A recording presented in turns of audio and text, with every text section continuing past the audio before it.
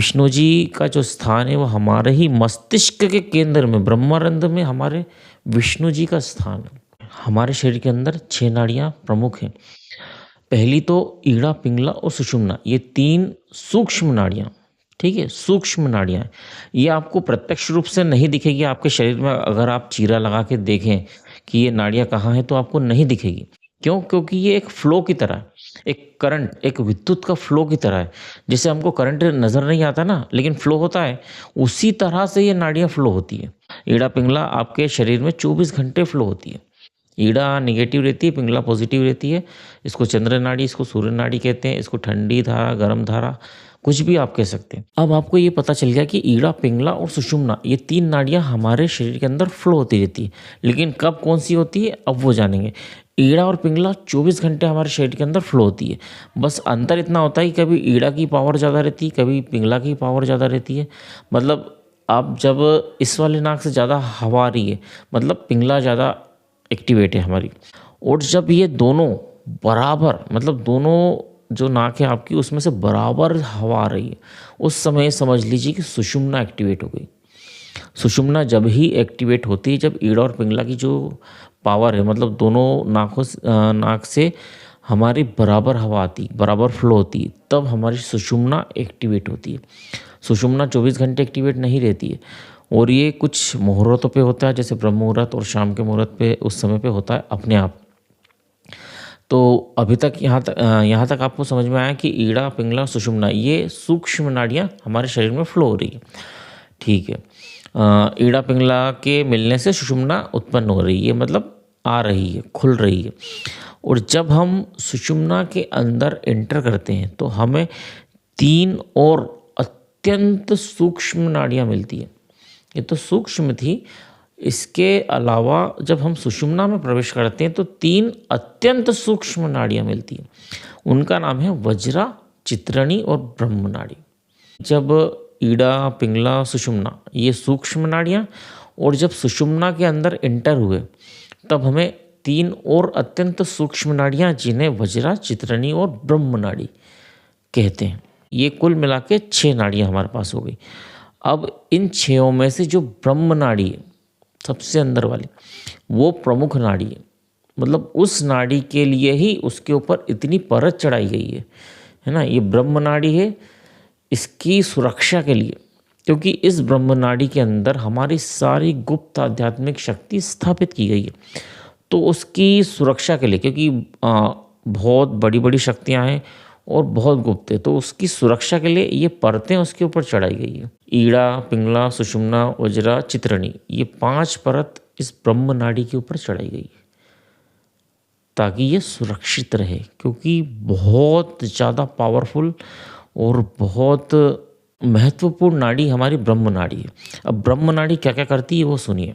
तो ब्रह्म नाड़ी हमारे मस्तिष्क के केंद्र से, यहाँ से स्टार्ट होती है, शुरू होती है, और हमारे लिंग और गुदा के बीच में जो स्थान है उसे कहते हैं C1, वहाँ पे जाके रुकती है, मतलब वहाँ पे इसका अंत है। जैसे यदि आप इस हाथ को देखें, इस हाथ में समझ लीजिए कि यही हमारी ब्रह्म नाड़ी है। ब्रह्म नाड़ी ऊपर से इस तरह से फैली हुई है, और यहाँ पे जब ये इसका एंड पॉइंट है, ये शुरुआत है, स्टार्टिंग, और ये एंड पॉइंट है। ये तो हुई हमारी ब्रह्म नाड़ी। अब आप जब इस हाथ को देख रहे हैं तो आपको कुछ आकृति दिख रही है, अब वो मैं बताता हूँ कि क्या हो रहा है। तो हम बात कर रहे थे ब्रह्म नाड़ी के बारे में।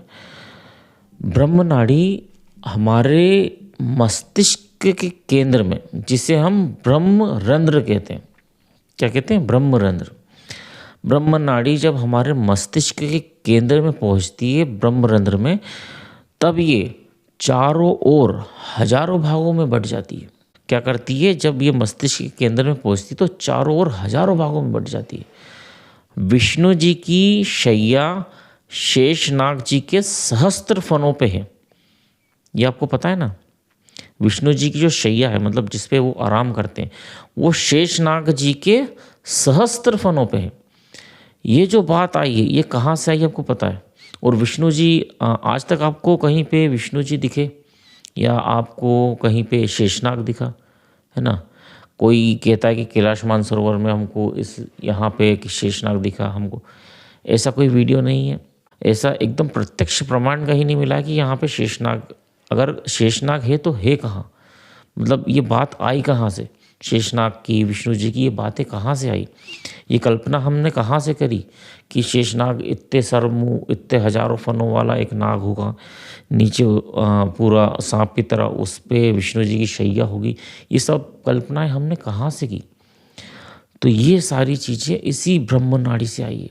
अभी मैं आपको समझाता हूँ किस तरह से, देखिएगा। ब्रह्म नाड़ी हमारे मस्तिष्क के केंद्र में, मतलब ब्रह्मरंध्र में पहुँच के चारों ओर हजारों भागों में बंटती है। और विष्णु जी की जो शैया बोली जाती है वो शेषनाग के सहस्त्र फनों पे, सहस्त्र मतलब हजार फनों पे कही जाती है। ये ब्रह्मनाड़ी और ये शेषनाग दोनों बिल्कुल सेम है, ठीक है। ये बिल्कुल नाग की तरह आपको दिख रहा है ना, ये सहस्त्र फन है ऊपर, हजार फन, और नीचे इसका ये पूंछ है, बिल्कुल सेम ऐसी ही ब्रह्मनाड़ी हमारे शरीर के अंदर मौजूद है। इसका मतलब ये हुआ कि शेषनाग कहीं और नहीं है, मतलब बाहर कोई अलग से कोई शेषनाग नहीं है, शेषनाग हमारी ब्रह्मनाड़ी है। हमारी ही ब्रह्मनाड़ी को शेषनाग के रूप में एक आम इंसान उसको समझ पाए, आम जनता उसको समझ पाए, इसलिए हमारे ऋषियों ने कई अलग अलग तरीक़ों से उनको समझाने के लिए कई कहानियाँ बनाई, कई ऐसे चित्र बनाए गए ताकि एक आम इंसान इसको समझ पाए। अगर उसको हम ऐसे समझाते कि ईड़ा पिंगला सुषुम्ना, फिर वज्रा चित्रणी, फिर ब्रह्मनाड़ी हमारे अंदर है, उसके अंदर ऐसा शेषनाग, तो उसको शायद समझ में ना आता। हर किसी को ये चीज़ समझ में नहीं आती। पर जब इसको कहानी के रूप में बताया गया कि विष्णु जी होते हैं, उसके सहस्त्र फनों पे शेषनाग जी के उनका स्थान है, वो उनकी पावर ये है, सब चीज़ें जब हमने कहानी के रूप में बताई तो लोगों को समझना आसान हुआ। बस वही किया गया है। विष्णु जी का जो स्थान है वो हमारे ही मस्तिष्क के केंद्र में, ब्रह्मरंध्र में हमारे विष्णु जी का स्थान है।